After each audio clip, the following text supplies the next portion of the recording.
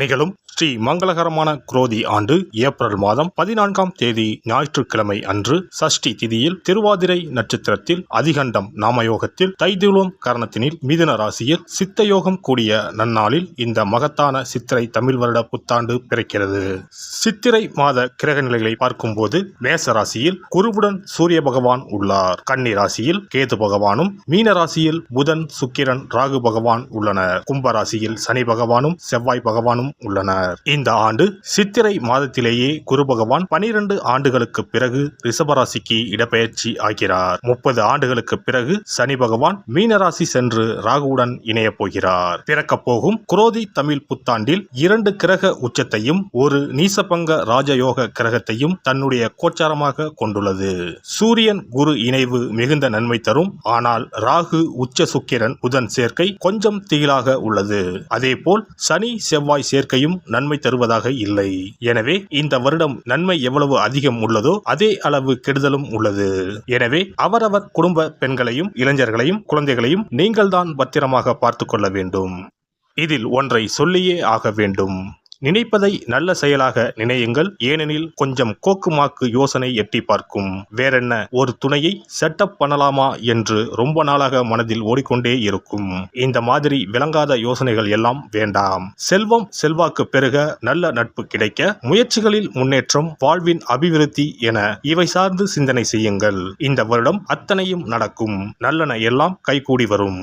சிம்ம ராசி அன்பர்களே, சித்திரை மாதம் முதல் தொழில் குருவாக 10ஆம் வீட்டில் வந்து அமரப்போகிறார் குரு பகவான். தொழில் ஸ்தான குருவின் பார்வை உங்கள் ராசிக்கு 2, 4, 6ஆம் வீடுகளின் மீது விழப்போகிறது. சனி பகவானும் கண்டச்சனியாக அமர்ந்து உங்கள் ராசியை பார்வையிடுகிறார். 10இல் குரு வந்தால் பதவியில் மாற்றம் வரும். தொழில் வியாபாரத்தில் மாற்றம் உண்டாகும். பதவியில் புரமோஷன் கிடைக்கும். சொத்து, வண்டி, வாகனம் வாங்கலாம். உத்தியோக உயர்வை தரும். குருவின் பார்வை உங்கள் ராசிக்கு 2, 4, 6ஆம் வீடுகளின் மீது விழுகிறது. உங்கள் குடும்பம் குதூகலமாகும். பிரச்சனைகள் நிவர்த்தியாகும். பணப்பிரச்சனை நீங்கும். புதிய பதவிகள் தேடி வரும். படித்து முடித்துவிட்டு வேலைக்காக காத்திருப்பவர்களுக்கு நல்ல வேலை கிடைக்கும். புதிய பொறுப்புகள் வரும்.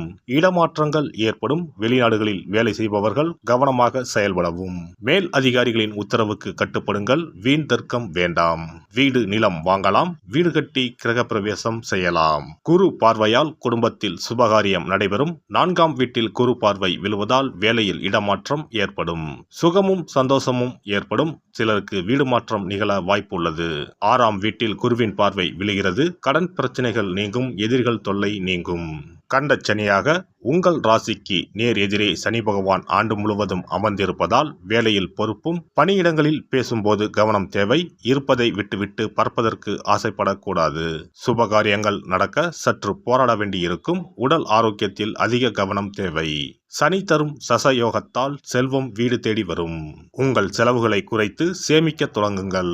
சகோதரர்களிடம் அதிக உரிமை எடுத்துக்கொள்ள வேண்டாம். பிள்ளைகளின் எதிர்காலத்திற்காக கொஞ்சம் சேமிக்க தொடங்குவீர்கள். சிலருக்கு காதல் மலரும். திருமணம் நடைபெறும். நீண்ட நாட்களாக பிரிந்திருந்த தம்பதிகள் குரோதி ஆண்டில் ஒன்று சேருவார்கள்.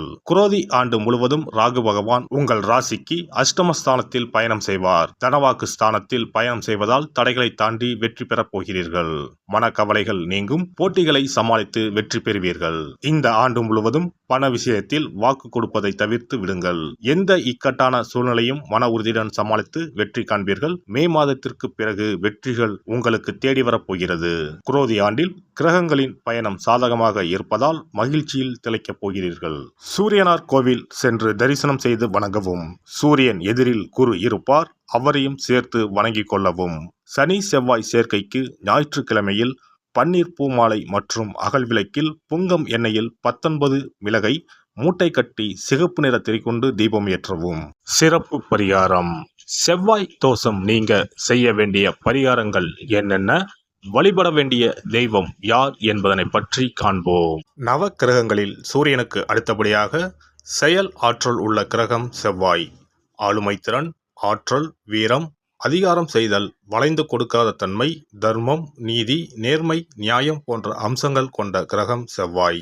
செவ்வாய் பலமாக இருந்து நல்ல ஆதிபத்தியம் பெற்று அவரது தசை நடக்குமானால் சகோதர சகோதரிகள் மூலம் பெரும் அனுகூலம் ஏற்படும். பெரிய பதவிகளில் உள்ளவர்கள் தொழில் அதிபர்களின் தொடர்பு கிடைத்து அதன் மூலம் முன்னேற்றம் உண்டாகும்.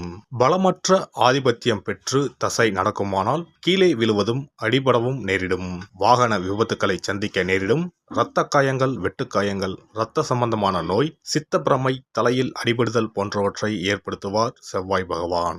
வீண் வழக்குகள், சண்டை சச்சரவுகள், மறைமுக நேர்முக எதிரிகள், பொருள் களவு போகுதல், செய்தொழில் வியாபாரத்தில் திடீரென்று பெருத்த நஷ்டம், அரசாங்க கெடுபிடி, பதவி இறக்கம், மறைந்து வாழும் சூழ்நிலை என்று பலவகை இன்னல்களை உருவாக்குவார். செவ்வாய் முதலான தோஷங்கள் அனைத்தும் நீங்க அவரின் அருளை முழுவதும் பெற செவ்வாய்க்குரிய அதிதேவதையான முருகனை வழிபடுவதும், கோதுமை ரொட்டி, வெள்ளை எள் கலந்த இனிப்பு பலகாரங்கள், துவரை போன்றவற்றை ஏழைகளுக்கு தானம் கொடுப்பதும் நல்லது. செவ்வாய் கிழமைகளில் விரதம் இருந்து செவ்வாய் பகவானுக்கு விளக்கேற்றுவது, சஷ்டி விரதம், கிருத்திகை விரதம் மேற்கொள்வது, தினமும் கந்த சஷ்டி கவசம் படிப்பது நல்லது. மேலும் செவ்வாய்க்குரிய கல்லான பவளக்கல்லை மோதிரத்தில் பதித்து அணிவது, சிவப்பு நிற ஆடையை அணிந்து கொள்வது, செப்பு பாத்திரங்களை உபயோகிப்பது போன்றவற்றால் செவ்வாயால் உண்டாகக்கூடிய தோஷங்கள் குறையும். செவ்வாய் பகவானுக்கு செய்யும் பரிகாரங்கள் அனைத்தும் முருகனுக்கு உகந்தது என்பதால் முருகனின் திருவருளும் கிட்டும். திருமண வாழ்க்கையில் செவ்வாய் பகவானுக்கு முக்கிய பங்கு உண்டு. திருமணத்துக்கு வரன் பார்க்கும்போது பிள்ளைக்கோ அல்லது பெண்ணுக்கோ செவ்வாய் தோஷம் இருக்கிறதா என்றுதான் முதலில் கேட்பார்கள். அந்த அளவுக்கு செவ்வாய் தோஷம் மிகவும் முக்கியமானதாக பார்க்கப்படுகிறது. ஒருவரின் ஜனன ஜாதகத்தில் லக்னம், சந்திரன், சுக்கிரன் ஆகியோருக்கும் செவ்வாய் இருக்கும் இடத்திற்கும் உள்ள தொடர்பை கொண்டுதான் செவ்வாய் தோஷம் ஒருவரின் ஜாதகத்தில் எந்த அளவுக்கு வலிமையாக இருக்கிறது என்பதை கணிக்க முடியும். செவ்வாய் தோஷம் இருக்கிறது என்றால் நம்பிக்கையோடு மிக எளிய பரிகாரங்களை செய்வதன் மூலம் தோஷ நிவர்த்தி பெறலாம். செவ்வாய் தோஷம் என்பது திருமண தடையை ஏற்படுத்துவது மட்டுமல்லாமல் மேலும் பல இடையூறுகளையும் ஏற்படுத்தும்.